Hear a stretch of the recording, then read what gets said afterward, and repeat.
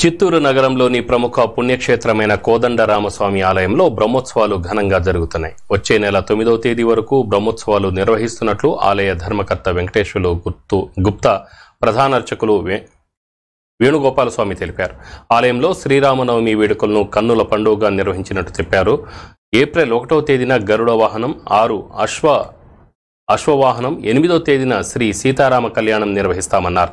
5వ తేదీ నూతన రథం పైన శ్రీరాముడు భక్తులకు దర్శనమిస్తారని వివరించారు. భక్తులు బ్రహ్మోత్సవాల్లో పాల్గొని స్వామివారి కృపకు పాత్రులు కావాలని కోరారు.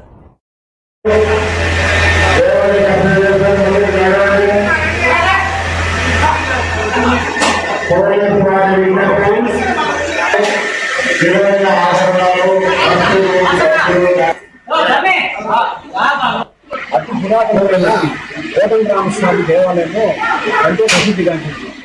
ఎన్నో 36 సంవత్సరాలుగా ఈ గుడికి రథం లేక చాలా మంది ఇబ్బంది పడుతున్నారు. అదే తలంపుగా ఈ ఎమ్మెల్యే గారు ఆర్ఎ శ్రీనివాసులు గారు నన్ను గుడికి చైర్మన్గా నియమించారు.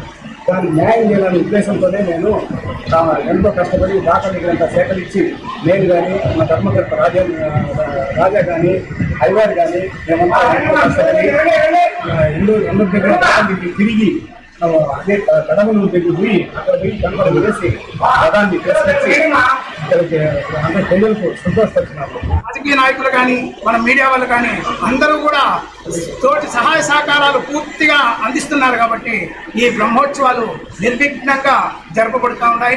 ఎక్కడ మన చిత్తూరులోనే ఎక్కడా లేని విధంగా శ్రీ కోదండరామస్వామి దేవస్థానంలో కోదండరాముడు పూజలు అందుకుంటున్నాడు. కాబట్టి ప్రతి ఒక్క భక్తులకి, ప్రజలకి, అందరికీ కూడా పేరున అందరికీ ధన్యవాదాలు తెలుపుకుంటున్నా. ప్రతి ఒక్క